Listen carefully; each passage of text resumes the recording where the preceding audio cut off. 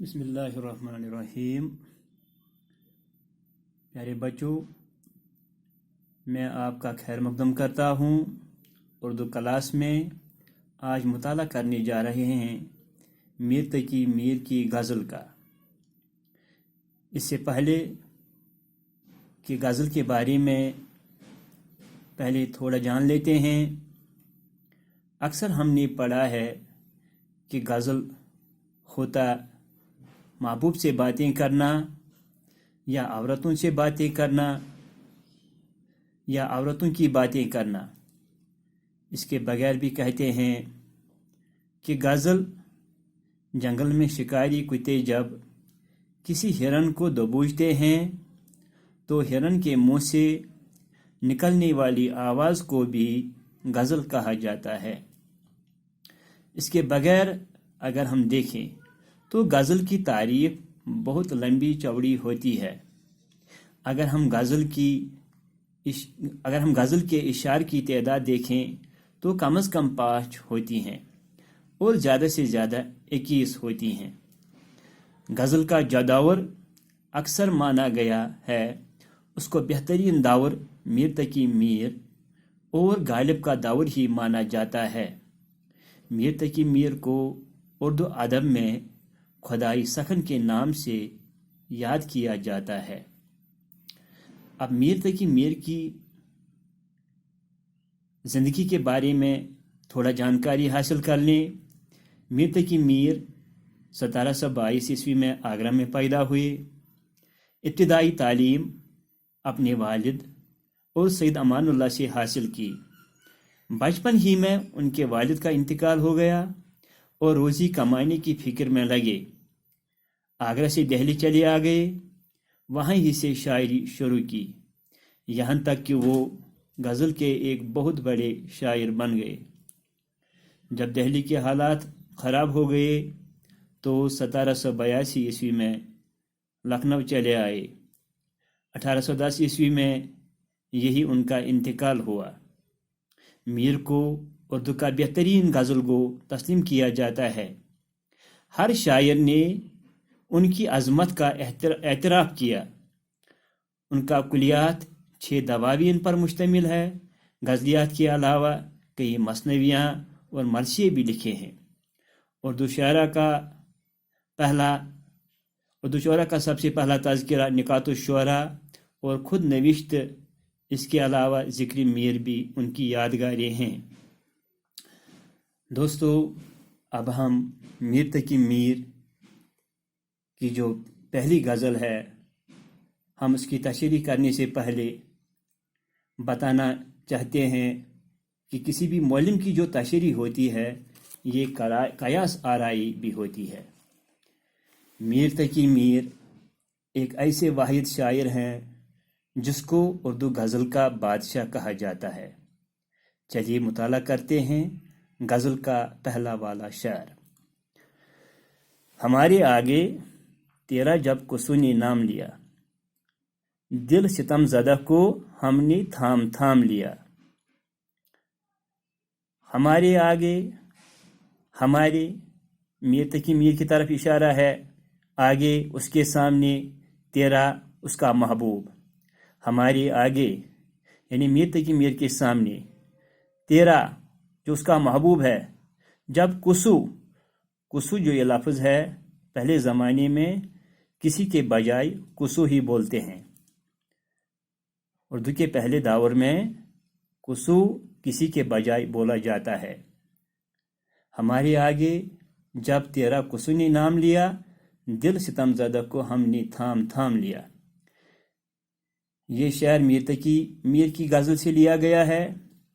اس میں شاعر فرماتے ہیں اپنے محبوب سے، اے میرے محبوب، جب آپ کی غیر موجودگی میں آپ کا کوئی دوسرا نام لیتا، آپ کی تعریفیں کرتا ہے دوسری زبان سے، مجھے آپ کا نام جب سننے کو ملتا ہے تو اس صورت حال میں بڑی مشکل سے اپنے آپ کو تھام لیتا ہوں، بڑی مشکل سے اپنے دل کو قابو کر لیتا ہوں، کیونکہ وہ مجھے سارے لمحات یاد آتے ہیں، مجھے وہ سارے دن یاد آتے ہیں جب ہم نے ایک دوسرے کو یہ کہا کہ ہم ایک دوسرے سے جدا نہیں ہوں گے، ہم ایک دوسرے سے دور نہیں ہوں گے، لیکن زندگی نے یہ کون سا رخ اختیار کیا کہ ہمیں ایک دوسرے سے جدا ہونا پڑا، یا آپ ہی بے وفا ہو چکے ہیں، آپ ہی نے دوری اختیار کی۔ اس لیے جب بھی میرے سامنے آپ کی کوئی تعریفیں کرتا، آپ کا کوئی نام لیتا یا ہمارے درمیان آپ کا تذکرہ آتا، تب میں بڑی مشکل سے اپنے آپ کو تھام لیتا ہوں، اپنے دل کو قابو کر لیتا ہوں۔ ہمارے آگے تیرا جب کسو نے نام لیا، شاعر اس شعر میں فرماتے ہیں، اے میرے محبوب، جب میرے سامنے کسی نے تمہارا تذکرہ کیا، جب کسی نے تمہارا ذکر کیا، کسی نے تمہارا ذکر چھیڑا، دل ستم زدہ کو، میں نے اپنے ویران دل کو، تباہ حال دل کو پکڑ کے رکھ لیا، دل ستم زدہ کو ہم نے تھام لیا۔ میں نے اپنے دل کو، جو تباہ حال دل ہے، جو مایوس دل ہے، پریشان دل ہے، دل ستم زدہ کو ہم نے تھام لیا، میں نے اس کو پکڑ کے لیا، میں نے اس کو پکڑ کے رکھ لیا۔ اے میرے محبوب، جب میرے سامنے کسی نے تمہارا ذکر چھیڑا، میں نے اپنے دل کو، جو دل ستم زدہ دل تھا، جو دل ستم زدہ دل تھا، میں نے اس کو پکڑ کے رکھ لیا تھا۔ مجھے برداشت نہیں ہوا کہ میرے سامنے تمہارا تذکرہ میرے بغیر اور کوئی کرے۔ دوسرا شعر ہے، وہ کج روش نہ ملا راستے میں مجھ سے قبو، نہ سیدھی طرح سے ان نے میرا سلام لیا۔ یہ غزل کا دوسرا والا شعر ہے۔ اس میں شاعر نے اپنے محبوب کو کج روش یعنی بے وفا کہا ہے۔ شاعر کہتا ہے کہ اے میرے دوست، اب آپ میرے ساتھ نہیں رہ رہے ہیں، اب دوری ہو چکی ہے، اب آپ مجھ سے کافی دور ہیں، لیکن اب میں یہ سمجھتا ہوں کہ انسان کا تقاضا ہے کہ مجھے وہ دوری ختم کرنی ہے، مجھے وہ تنہائی ختم کرنی ہے، ہمیں ایک دوسرے کے نزدیک آنا ہے۔ اب ہم پھر سے اسی طرح محبت کا رشتہ قائم اور دائم کریں، ہمیں پھر سے وہ محبت کا رشتہ جو ہے بحال ہو جائے۔ تو اس صورتحال میں جب میں اپنے محبوب سے کبھی کبھار ملتا ہوں، ملنے کے فوراً بعد میں یہاں سے سوال کرتا ہوں، میں یہاں سے دعا کرتا ہوں، یہ سوچ کے شاید محبت کا رشتہ پھر سے بحال ہو جائے گا، یہ سوچ کے ہمارے درمیان جو دوری ہے وہ ختم ہو جائے گی۔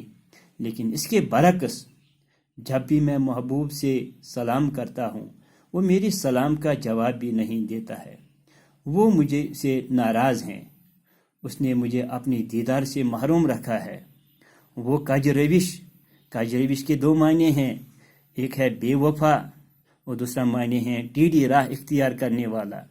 وہ کج روش میرا محبوب بے وفا ہے، ٹیڑھی راہ اختیار کرتا ہے، جب بھی میں اسے ملنے جاتا ہوں وہ ٹیڑھی راہ اختیار کرتا ہے، وہ مجھے اپنی دیدار سے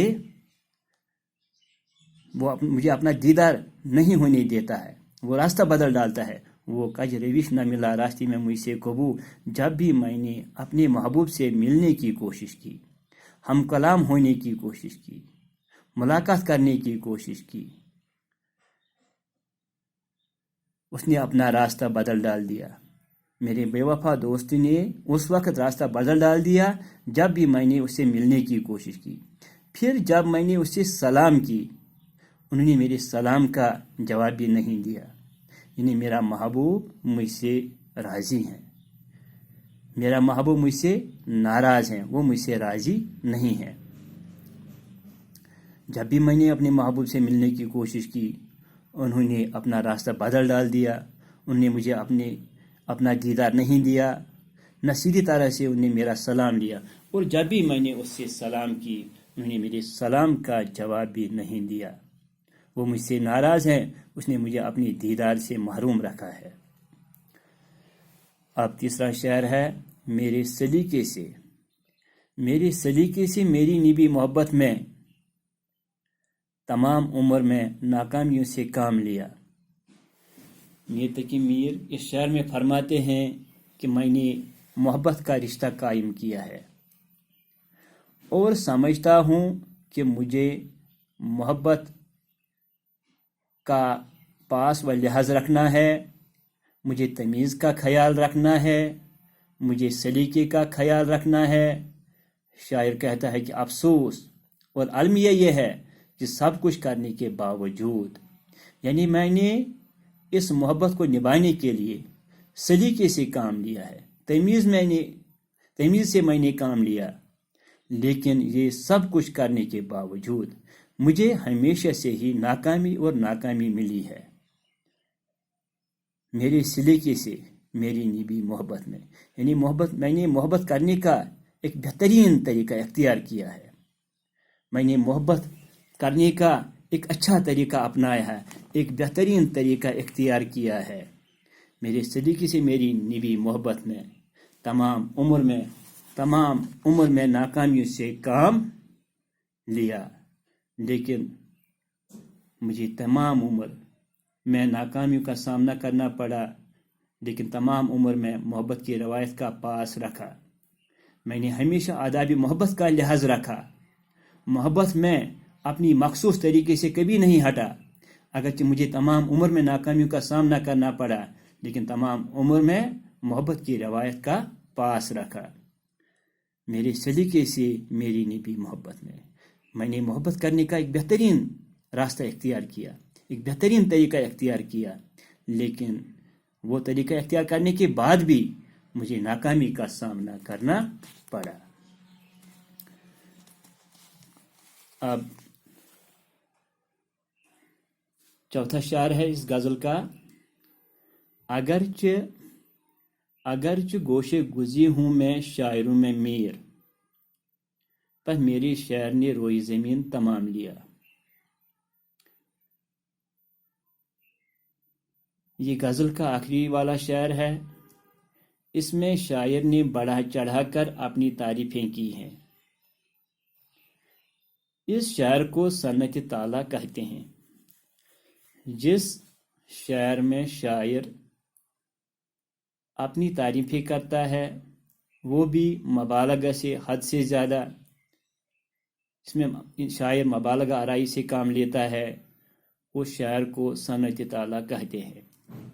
اگرچہ گوشے گزی ہوں، گوشے گزی مینز تنہائی اختیار کرنے والا، تنہائی پسند کرنے والا۔